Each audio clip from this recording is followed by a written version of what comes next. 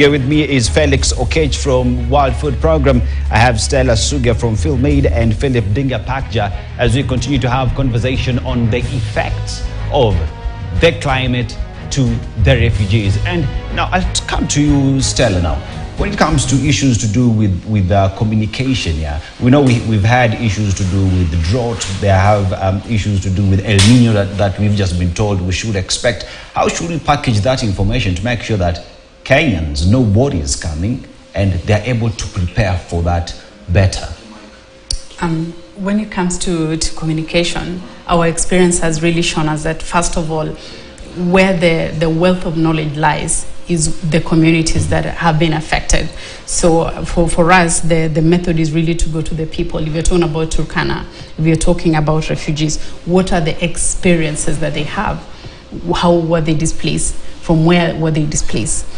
Understanding how their history has shown them how to resolve, to get solutions to some of those issues. And some of the things, for example, that relates to food security. These communities actually know the indigenous foods that they've been able to plant that adapt to those difficult environments around the arid and semi-arid land. So I think the most critical part of communicating is, first of all, where the wealth of the knowledge lies, which is the community that has actually been affected. And from there, you're able to capture issues such as language, the sensitivities of the communities about how they want to be talked about. When you talk about also dignifying the person, is that if you let them to speak for themselves, they own that. But if somebody from outside is owning that conversation, then it's not representative of who they are, their culture, their values. So it's really keeping the conversation from that angle, issues of language, and capturing. I think we in this sector we are very fond of talking about vulnerable communities, women and youth and people like that, capturing their voices, because otherwise they're left out of the conversation. And if you talk about women, obviously as a woman and from experience, they're the ones really who are at the fore when we're talking about if there's no food in the home. Who is most concerned is always the mother. They're the ones who have to think about cooking, methods of cooking. If you talk about also in the refugee camps where we are giving sometimes less rations and you still have to think about nutrition, how can you optimize that little basket to take care of the little ones and to ensure that they are able to grow in a level of health? And all these issues are really related. So I think in terms of communication is really very much centered about the individuals, about the community, and then it comes up the ladder. And I'll come to you, Philip, now. All these issues around climate change, basically it's about what is brought on the table and how we action that so that it makes sense. It is not just a question of having policies that are just gathering dust on the shelves, because COP27, we came with policies, they have not been met up to date. So then how do we make sure that these policies, these agreements that are signed actually do make sense and are followed through? Is it about time that we got into making sure that we sign policies that are legally binding? Interesting question again.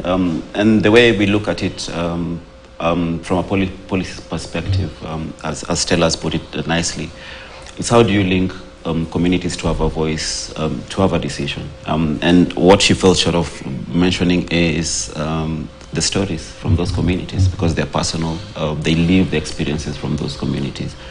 And so, unfortunately, at times you find the discourse is embedded in protocol, because the climate negotiations take time. For example, if it's you mentioned about COP27, the establishment of the loss and damage facility. So that's seen as a positive step, especially for vulnerable countries, developing countries.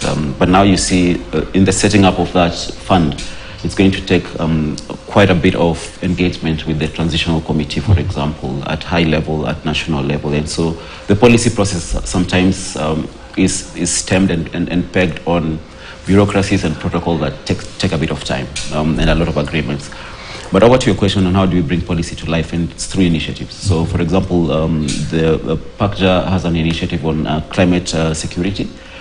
Just simply looking at how climate change affects security issues. And so if you bring the refugees in the whole of this conversation, then you see the forced migration due to limited resources or resource-based conflicts and on issues of peace and security, then it becomes an integral part of having an initiative that allows people to come on board, to speak to a common agenda, but beyond that, to also link that to policy. I would say, for example, we're talking about peace and security, and what's been the gap in this, in the sense of peace and security, for example, and migration, and forced migration.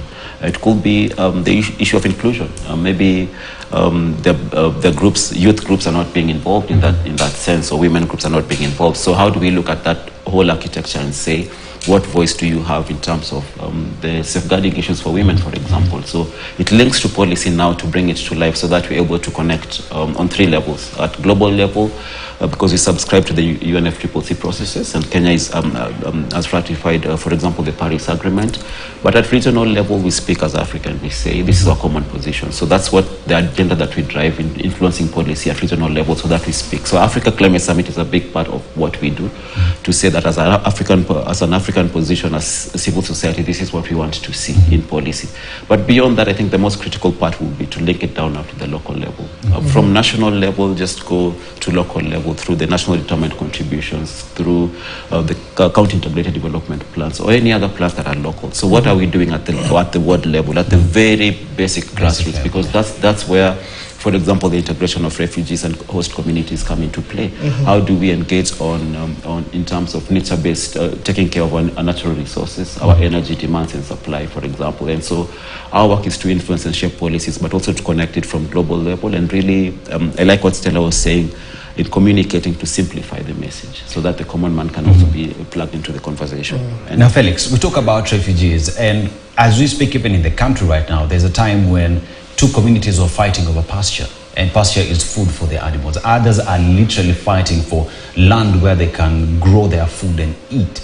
So as WFP and the stresses that you have to feed immigrants, as we call them, to feed refugees, how important is their voice in the discussion that is happening in Nairobi today? Because these are real people who need their voices to be heard. So as we have this conversation in Nairobi, what is your message to the dignitaries, to the negotiators who will be sitting in these rooms to come up with the Nairobi Declaration?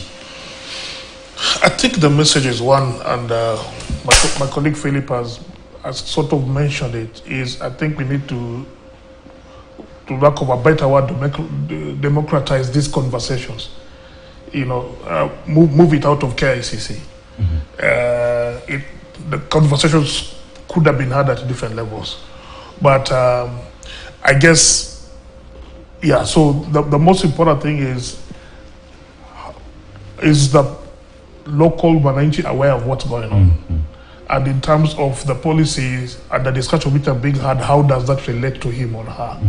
So post this and post the declarations, I think the most important thing is how do we translate that to the local level? You can simplify it. I think like Stella was mentioning, what conversations do we have post this? And I think there are opportunities. I think in terms of certain steps that the government has taken on a number of issues related to refugees is going in the right direction. I believe we are all aware that there's a new regulatory framework around the refugees, the Refugee Act 2021, which a paradigm shift from the previous one, which I think allows for opportunities for engagements around integration, where host plus local can work together. There are issues around the environment that are covered within that and actually being incorporated in the Shirika plan that is being developed to change the refugee camps into settlements. So there's some other pieces of work that are ongoing, but then now we need to look at the declarations that come out of the African Climate Summit and see how do we incorporate that into those discussions at the very local level, so that the local lady in Turkana and the refugee also in Turkana has an idea of what is being discussed related to the climate, how that impacts on them, and what is their role in addressing the issue that we are seeing. Because, you know, everybody can do their bit in a small way. If we say the El-Nino is coming and we say we need the community to come together to fix these trenches, Why? Because the floods are coming and we need to get this work done. So in a small way, everybody can play a role. So democratize the conversations, take them to the very local level post the declarations. And I agree with you, Felix. And yes, indeed, this conversation continues. Africa Climate Summit is continuing in Nairobi as delegates